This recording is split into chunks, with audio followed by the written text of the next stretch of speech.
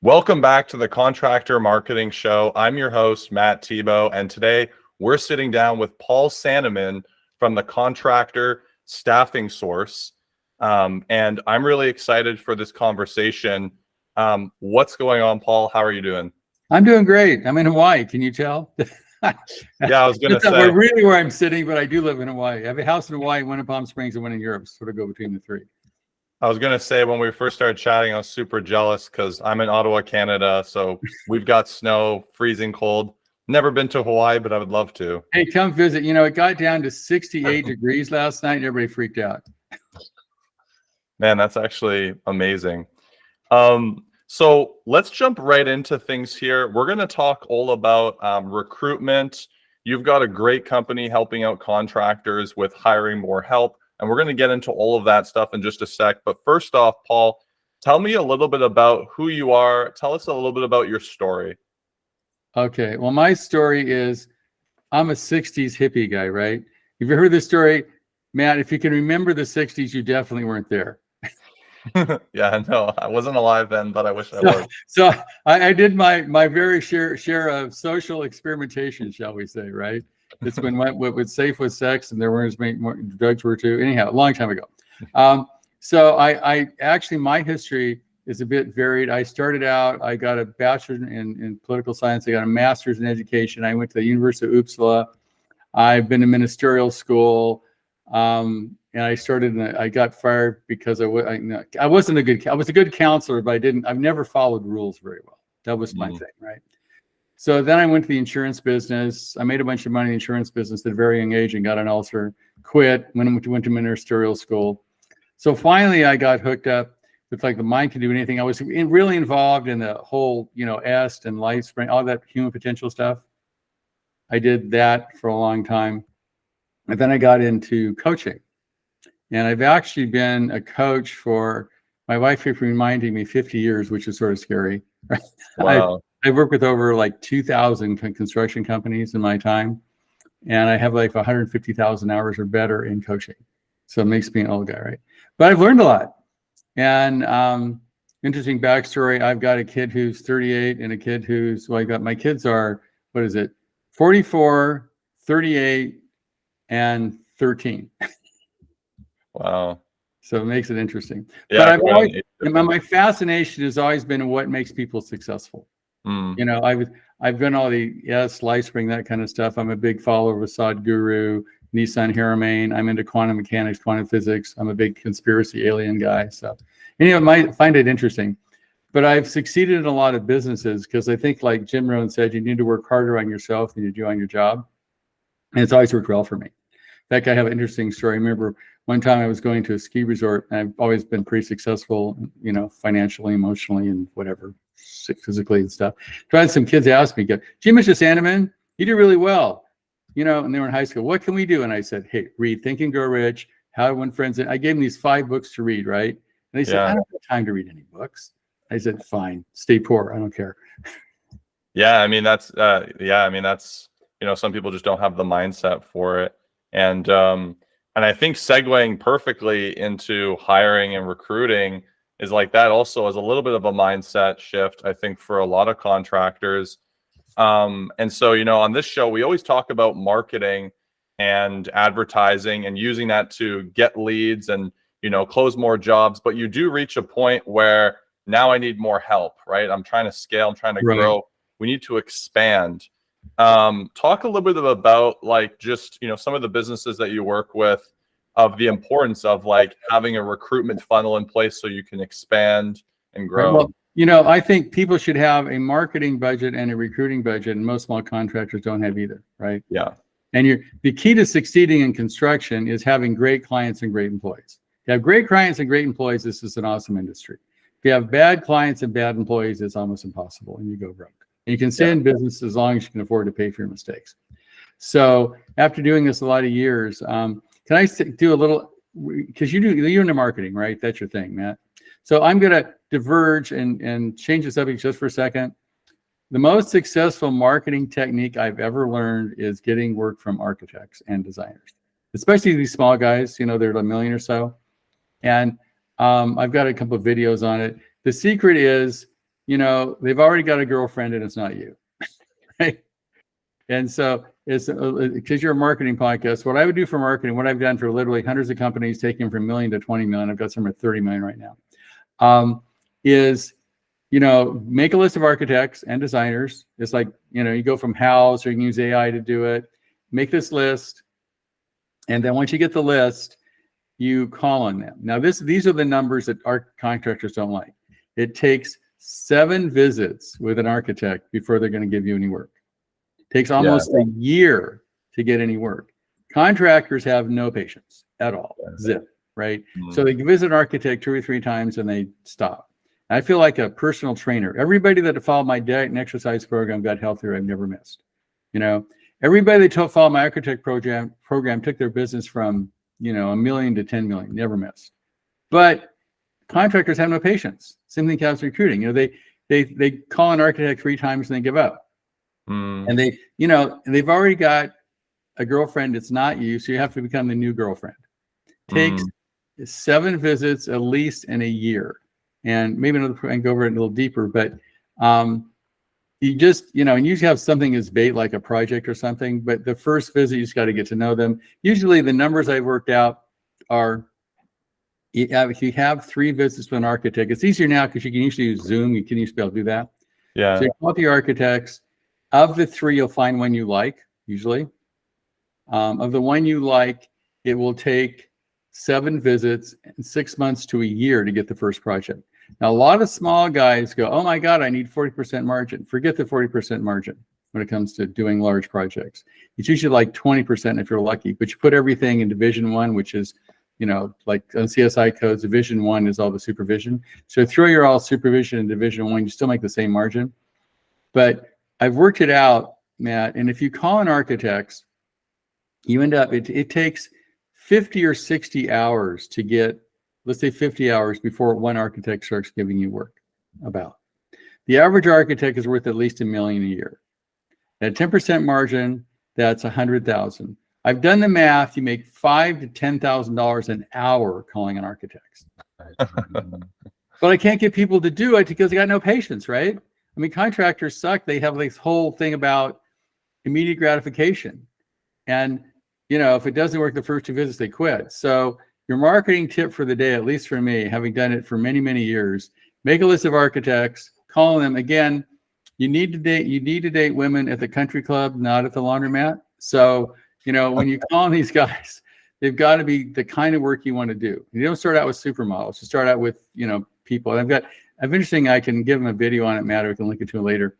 It's a whole process you use, but it's my marketing tip for the day. I've taken, pick a number, 100 companies from 2 million to, whatever, 20 million, huge numbers, because the average job's 2 to 3 million.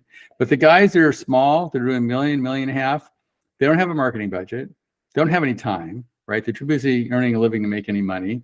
They have no time for time management, which is sort of an oxymoron. And so the key is make the list and start. It doesn't cost you anything. It's the cheapest marketing budget you'll ever have. Very cool. Calling these architects, have them persistent, and figure it's going to take a year.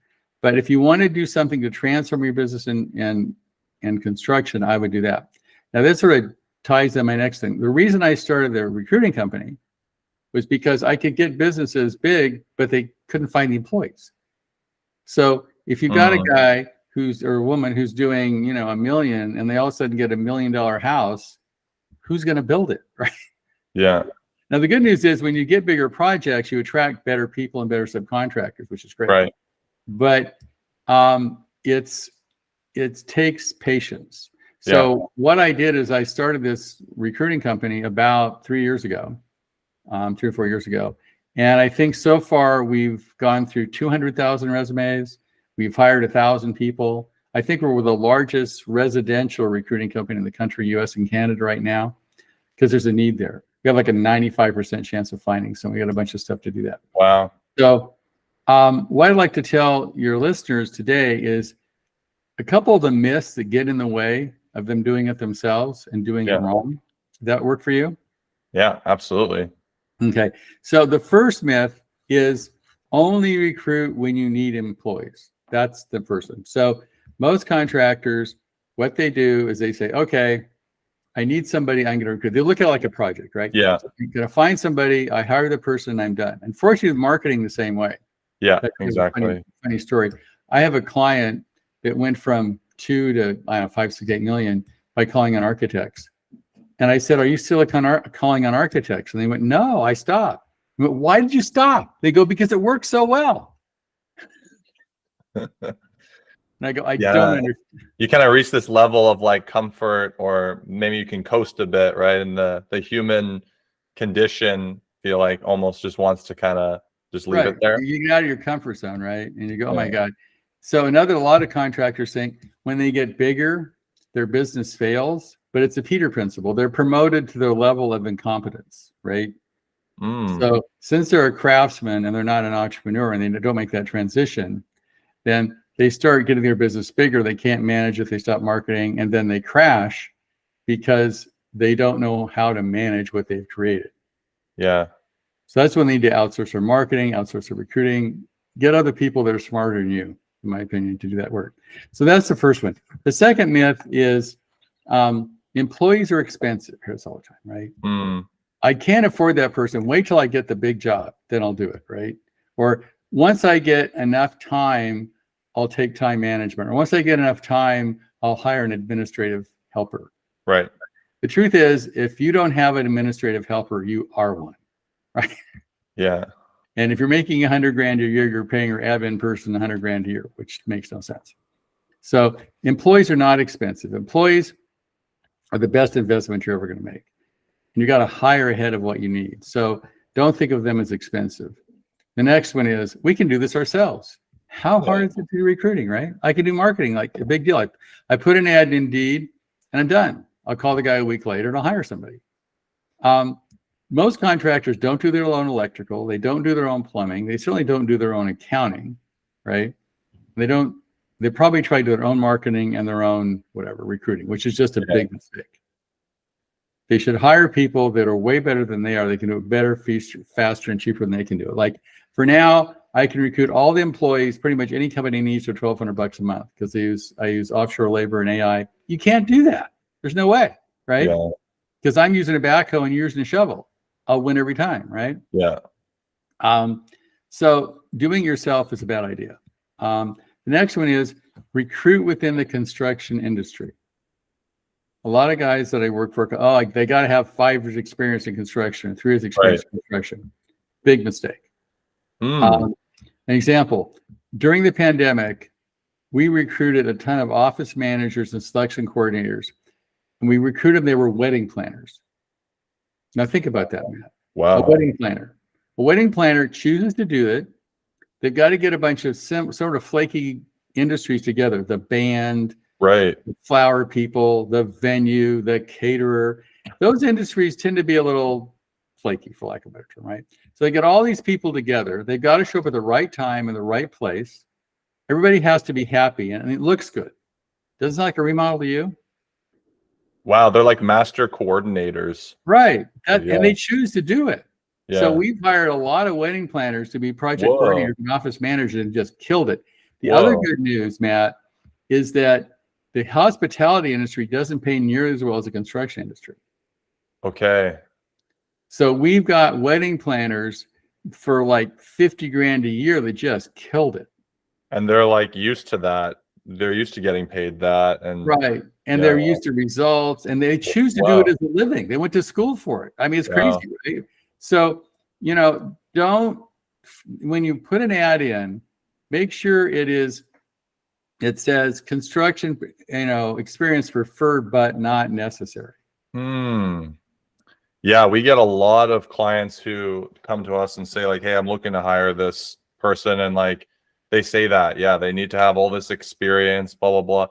Why do you think that is? Like, why do you think they're looking for someone so experienced? Is it just because they want someone to come in and like, boom, they're ready to go? Well, or like most contractors, when it comes to recruiting, don't know what they don't know, which is sort of scary, right? Right.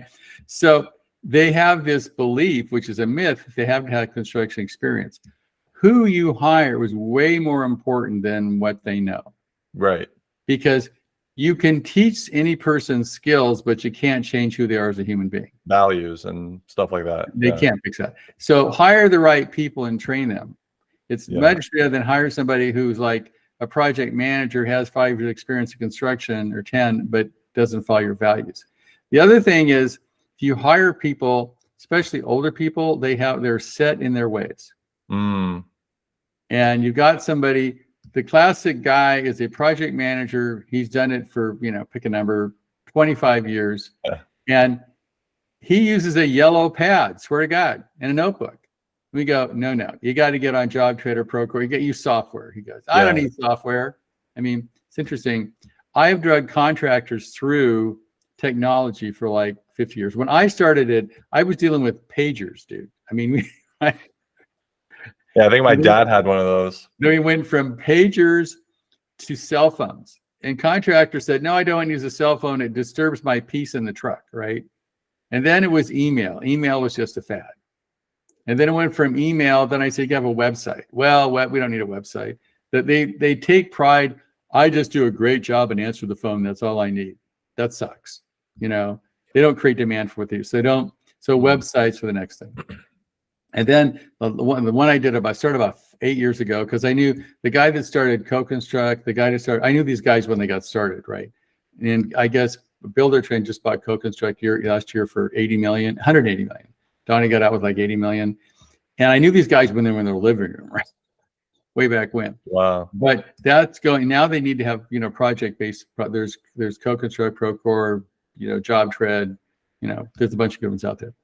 And so they had to convince them to use that. The latest one is, guess what it is? You probably know this. What's the latest thing that I'm having a hard time getting them using? I don't know, Jobber or like, are you saying like the latest software? The latest, technology that they're fighting. That's a good question. I don't know, maybe like CRM or AI. AI, okay. Right. Because AI is going to change, it's changing everything. We use AI to do all kinds of stuff, right? It's again, we're using a backhoe and somebody's using a shovel. You'll lose every time. So AI is the latest one. You can write ads with it. You can do, AI is going to shift the way everything happens. Literally, I think there's like fire, electricity, and AI. I think that's like that kind of shift. Contractors, I don't want to use ChatGPT. The thing with AI, Matt, is it's sort of like abortion. People think, there's no neutral zone. It's whatever it is. Right. You're either like an early adopter or you're like, I'm not doing this. Yeah. It comes to like, what was it was the movies where AI killed everybody. I can't think of it now, but. I Am Legend or Terminator. Like remember AI? Terminator, yeah. All right, okay. So you either have AI is going to destroy the planet and kill us all, or AI is our savior, right? That's sort of like two camps. Yeah. And my personal opinion is you can't stop it. It's like, I don't want to use cell phones. Yeah. I don't want to use a computer. I don't want to use QuickBooks. You lose every time.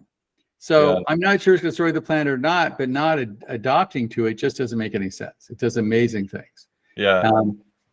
So that's, just another tip. Just jump on board AI. It can do amazing things for you. Writes letters, writes job descriptions. It's amazing. And the next myth is hire fast and fire slow. Now, most employers, why do they hire fast? Because they don't recruit all the time. They get a project, or a key employee quits, and then they go, oh my God, I need somebody to do this job. Put an ad in Indeed, hire the first one body that shows up, right? Become the world's worst employee. One who's not bad enough to fire, good enough to keep, which is the world's worst. And I would have anybody listening to this program right now, make a list of their employees and pretend like you shut your company down and you were going to restart it, okay? And you went down the street, started a new company. Who would you hire back that works for you now? Anybody you wouldn't hire back, you should fire. That's a cool mental model. And so what happens is these guys keep on, because they hire fast and fire slow, they have the world's worst employee. Now, Matt, the big problem here, which is huge, is you've got somebody who doesn't quite match your core values, right? They only lie once in a while. But if a person lies 10% of the time, you never know when the 10% is, so you can't trust anything they say. Right. They only steal once in a while. I needed a nail gun, or I need occasionally, right? But they only trash the company sometimes, right? So you put this person, if you got 4 employees, you hire this guy and you put him or her in the mix. What they do is they destroy your culture. Yeah. Because, they show up 20 minutes late, nothing happens to them. All right. So now we have a new standard. They lie occasionally. Nothing happens to them. They steal stuff. Nothing happens to them. And you tolerate them because you haven't got to replace them. And then they, trash the company. Nothing happens to them. So it basically takes your corporate culture and destroys it, one day at a time, because this person is screwing up your company. Yeah, it's kind of that saying of like, one bad apple will spoil the bunch. Absolutely. And the thing is, the reason they don't fire them is because they haven't got anybody else. Yeah. Because they don't recruit all the time. So they tolerate this stuff. The other reason they don't fire them, Matt, is they don't want to endure the emotional pain. That's probably a big one. Yeah. Right? Like, and then I've been coaching with people literally for years, and there's always like, I'll call him John. 1 week, John is great. 1 week, John sucks. 1 week, John is great. And literally until, oh my God, he just lost me $50,000. Did they fire the guy? Right? Yeah. Or he just lied to a client, or he did something.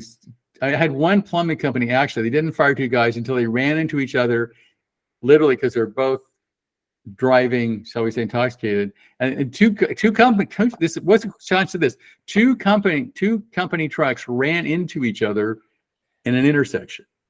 What? And it messed up both trucks, messed up both guys, and they both worked for the same company, and they finally fired them. I mean, it's terrible.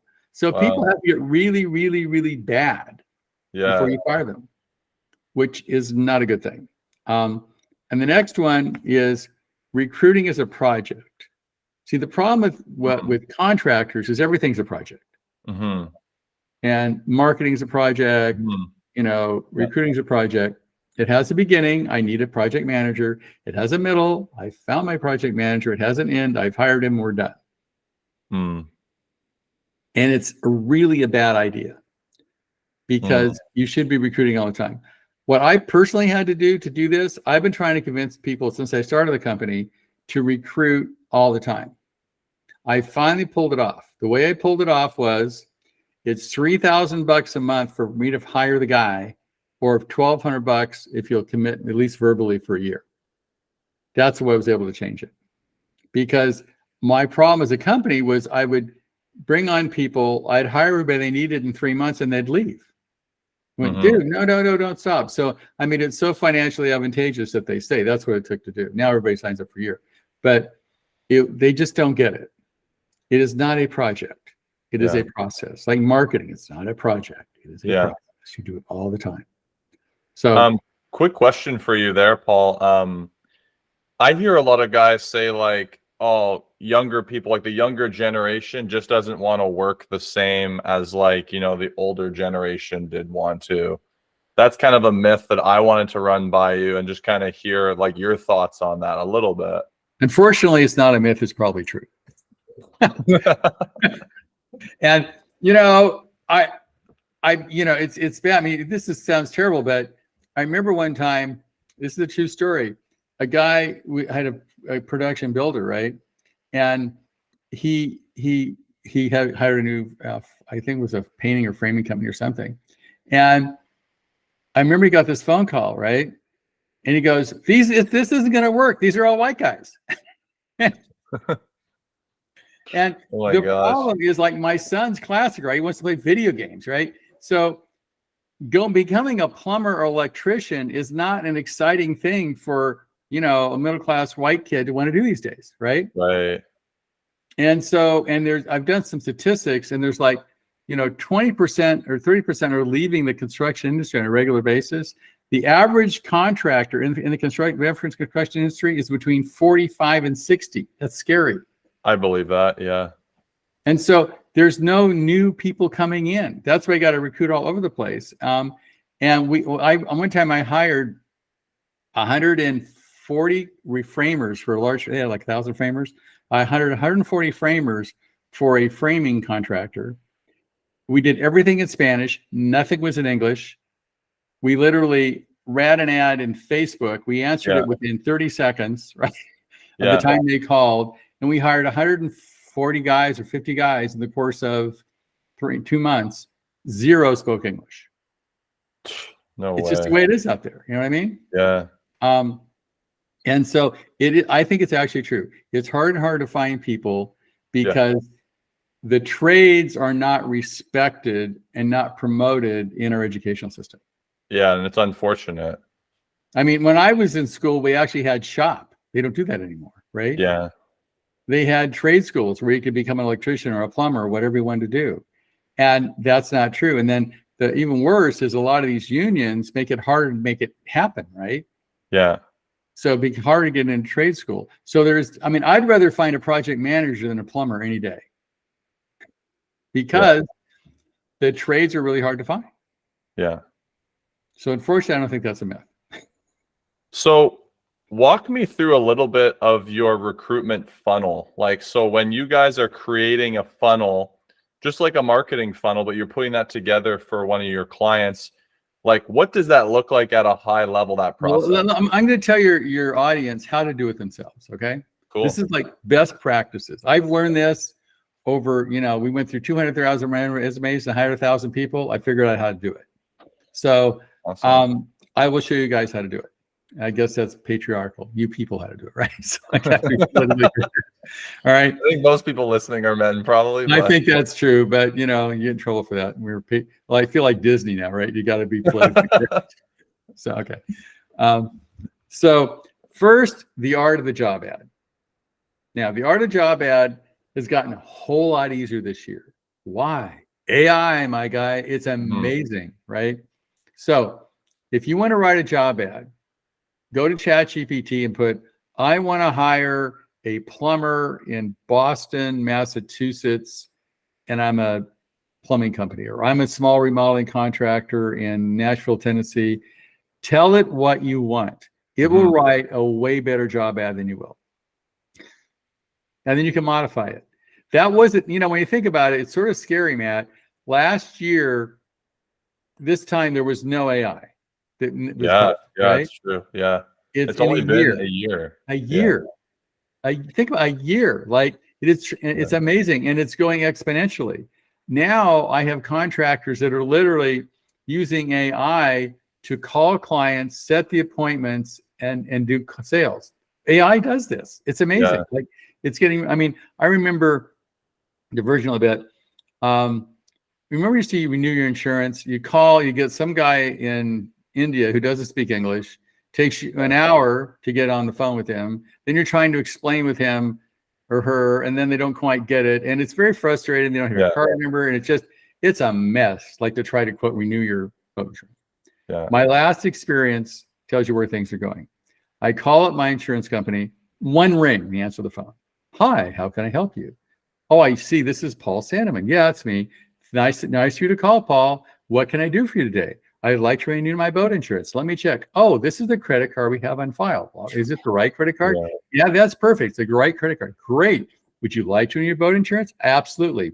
We've just renewed your boat insurance. Do you have anything else we can do for you? No, I'm really great. Thanks a lot. I appreciate it. 2 minutes, I'm done. I'm sure I didn't talk to a real person. And that was AI, or? It was all AI. There wasn't a real person on the phone at all. It was all AI. Wow. So customer service is going to totally change. You're going to call. I've got some guys who are doing marketing for HVAC and stuff. Yeah. The thing you do a marketing campaign, a lot of times you get like 10 phone calls at once. Yeah. AI answers all 10 phone calls. Never gets anytime. Anytime. Never gets upset. Always is a beautiful person. Always happy. Never angry. Need to motivate them. You don't need to motivate them. You don't give them a raise. Oh my gosh. It's like just this really nice person. Like, has Siri ever yelled at you, right? I don't think so, right? So what happens is it's going to shift everything because it will do customer service. It'll start doing sales. It'll telemarketing. It will call people. And this is like now. And it started less than a year ago. Yeah. So Yeah. Good. So you're using AI to create these job ads. So we use AI to create the job ads, and we're going to start using AI to actually call people and check on. But so number one is a job ad. Okay, step one. Yeah. Full job ad. Use AI to do it. Make sure you've done a great job. Okay, and you can write it. I have a funny story about AI. I had AI write some collection letters. Right, said write a collection letter for $50,000. The guy owes me money as an attorney, big, long, and this is in this state. It quotes all the laws. It sounds just like an attorney wrote it. Done. Right. So don't hire an attorney. Next one, write it like a contractor, simpler, to the point. Say, I need the money, blah, blah, blah. Okay, write it like Shakespeare. It was amazing. It was total Shakespeare. The whole collection letter. It was like, oh my God, thou shalt pay thee. It was amazing. The last one I said, write it like the mafia. We know where you live. You will. So, this job ad's the same thing. You can make it funny. You can make it, serious. Yeah. Just play with it and get the job ad you really want it, and use AI to do a much better job than you. Okay, next thing. Where do you post the ad, right? The answer is everywhere. We post it on 100 job boards, plus LinkedIn, plus Facebook. We post it everywhere on the planet you can possibly put it. We use our applicant tracking software to do that. Press one button, it goes everywhere. All right. Wow. So that's the thing we can do, and unfortunately you can't do as an employer. We search all the databases. We can search LinkedIn, we can search Indeed, we can search Zip. Because we're a recruiter, we go in there and look for people. You can't do that, but at least post a job ad everywhere you possibly can, including Home Depot. Ask offer a bonus to your employees to bring somebody. Make a very serious effort to get the top of the funnel to work. Right? Yeah, you want to fill it with as many people as possible. Right. So you can be pishy, because on the average, we go through 200 applicants to find one person. That's the average. Wow. For us. All right. Next. This is key, guys. I'm being patriarchal again. Respond within 10 to 15 minutes, max. Wow. All right. Wow. Now, this is where guys both mess up. They put a job in Indeed and call the guy a week later. You're a marketing guy. When a lead comes in and says, I would like to do a remodel, how long do you wait to get back to them? Immediately. The longer you wait, what happens? Basically, you risk losing that lead to another contractor, or maybe the person talks themselves out of it. You don't know. They go to somebody else, right? Yeah. So when a person's looking for a job, you're not special, right? Yeah. So when they post the ad, if you don't go back to within minutes, you lose a huge opportunity. Wow. Now, this is where a lot of that's where we do it, and a lot of contractors can't. When somebody posts an ad, we get back to them within like 10 minutes every time. Do you call? Are you calling? Well, we either send an email, we're working on it, I made a call, we get right back. Thank you for applying. We appreciate it, blah, blah, blah. We have literally pipeline screeners all over the world, like Taiwan, Germany, South America, all over the world. And they're looking at these things 24/7. So when somebody applies, you get right back to them. Now, you probably can't do that as a contractor, but worst case next day, that's terrible. So if you're going to do this, literally every morning or 2 or 3 times a day, see who applied on Indeed or whoever. You got to get back to them right away, because they're looking for a job, and the good people go really fast. Yeah. And anybody that you want to hire already has a job guaranteed. So they got pissed at their job. They had a bad day or whatever. They placed their ad in Indeed. Now, also, Matt, think about how the company looks that gets back to them right away versus when it gets back to them a week later, right? True. You think this company has its act together. I put my ad in, boom, I get a response. I'm probably going to go work for these guys, right? It's an internal sale. So get back to the person right away. That's key. Okay, that's 3. 4, use assessments, video interviews, use a bunch of assessments tool. We've got, I think, the best assessments on the planet. That's my personal opinion. It's had 20 years of research. I will know more about you than your mom if you take this, Matt. Did I show you the assessment? I may have. It's amazing. I know I can tell you how intelligent you are. We do what's called predictive disc profile. So we do a disc profile for a successful project manager or whatever. You know what disc profile is, Matt? Remember that concept? Yep, I do know what disc profile. I still need to take the test that you sent me. Okay. So why don't you explain to the listeners what a disc profile is? Yeah, I mean, I have a general idea of it, but DISC profile is basically like a breakdown of your personality type. So you got like D, which I think is more dominant.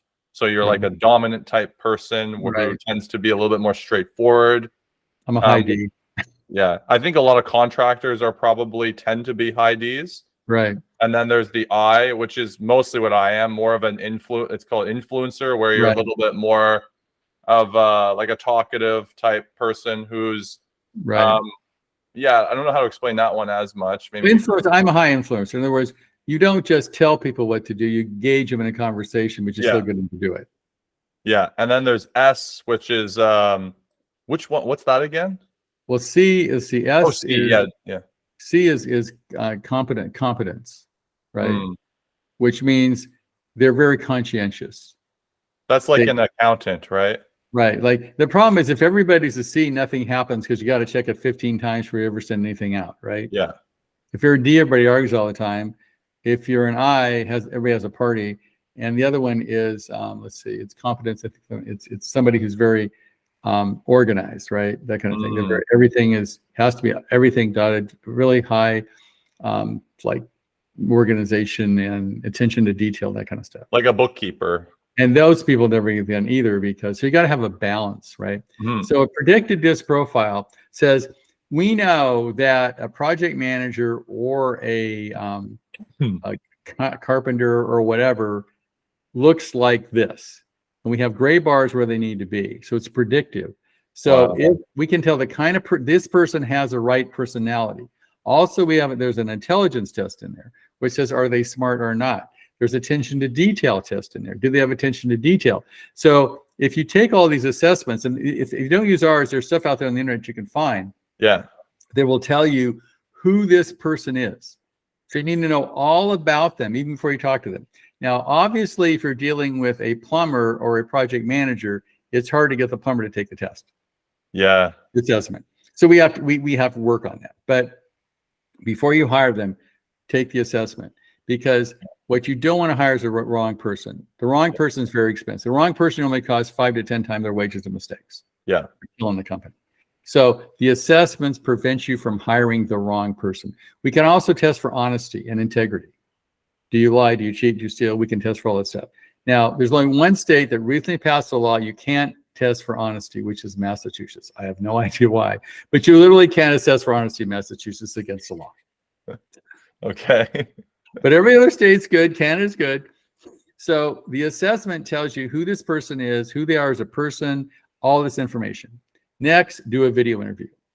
There's a lot of programs out there you can use. That if you use an applicant tracking system, you can buy one or whatever. They're not that expensive.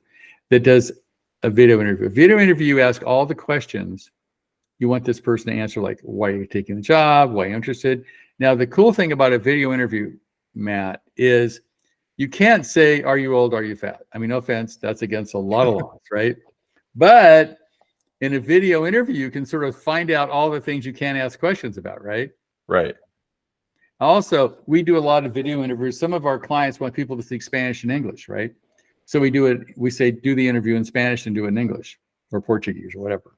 Yeah. So we can find out everything in a video interview we can't find out in the assessment. Yeah. So do video interviews.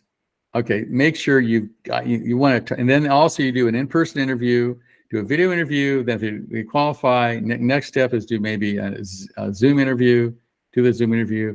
After that, do an in-person interview. All those things are necessary. Yeah, it's like at this point we've really whittled down that initial funnel. Right, right. We've gone from the 200 people down to 3, right? Yeah.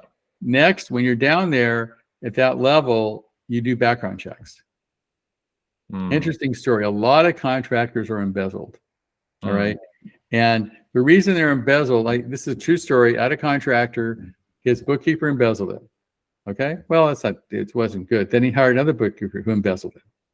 And then he took it to the DA's office and said, I want to prosecute her. And the DA said, did you know she was fired for embezzling from her last job? Whoa. You know, so he couldn't. So the thing is, do background checks. They're not expensive, like $60, $70. We do background check on everybody. And do the reference checks. That's important. So by the time you do all that, and the most thing is important thing is a gut check. If you don't like this person and you wouldn't have them to dinner, don't hire them. Yeah, I've heard it called the barbecue test. Would you invite them to your barbecue, right? Yeah. If you wouldn't, don't hire them. Yeah. And then this is some of the ways you tell you have the worst employee, Matt. When the phone rings and you pick it up, you go, "Oh my God, it's John," right? You know that's the wrong person, right? When you're not excited about picking up the phone, or you get an email from that person, because half of the time they complain, they're not happy, they're a victim. You know what I mean? Yeah. If you look at the bell-shaped curve of humanity, on one side we have people that believe I think we're in a matrix. I agree with, what is Elon Musk. I think we're in a matrix, but that means we create our own reality. 100%. Anything happens, it's me. Whether my car gets run into a parking lot, I'm 100% responsible for my life. That's one end, right? Yeah. The other end is the devil made me do it. My dog made me do it. My wife made me do it, right? Total. Yeah.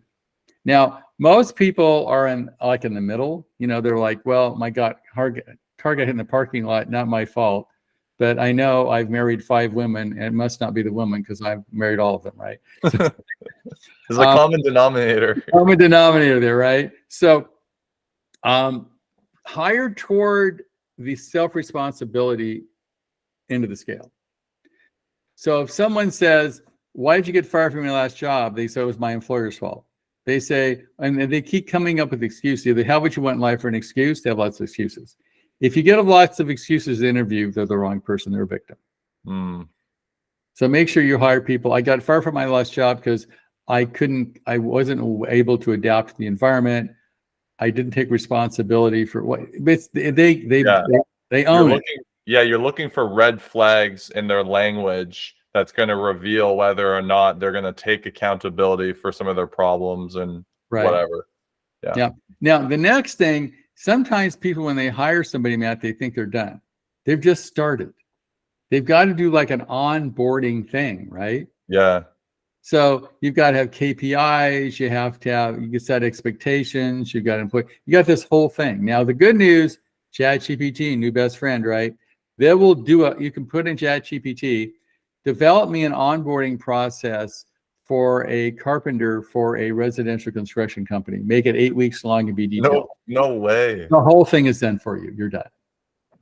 Wow. You can say, I want key performance indicators. Give me 3 behavioral and 3 key performance indicators for a project manager for a small residential construction company in Tennessee. Done.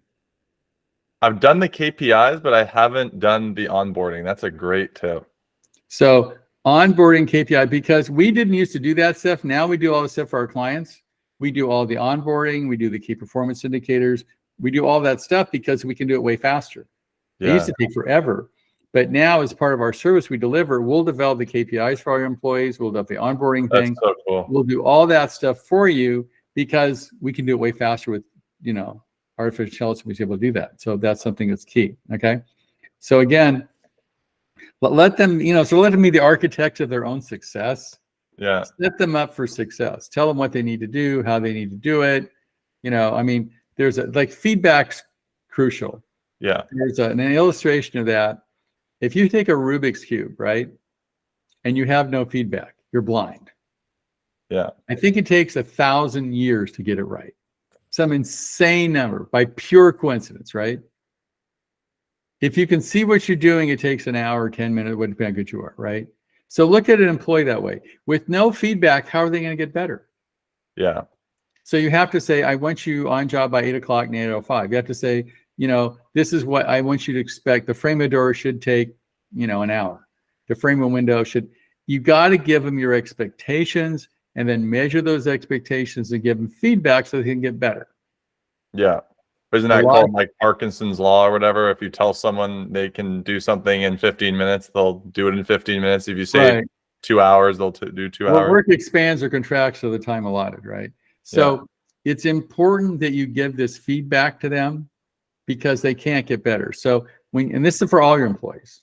It's just base HR. We have a little graph we put people on, and one side is corporate value and one is performance, and they all need to be in this quadrant, which means they need to perform and agree to the corporate kind of stuff.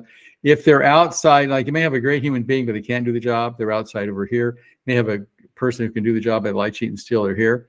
So you have to have everybody who matches performance and matches corporate values to be in the company.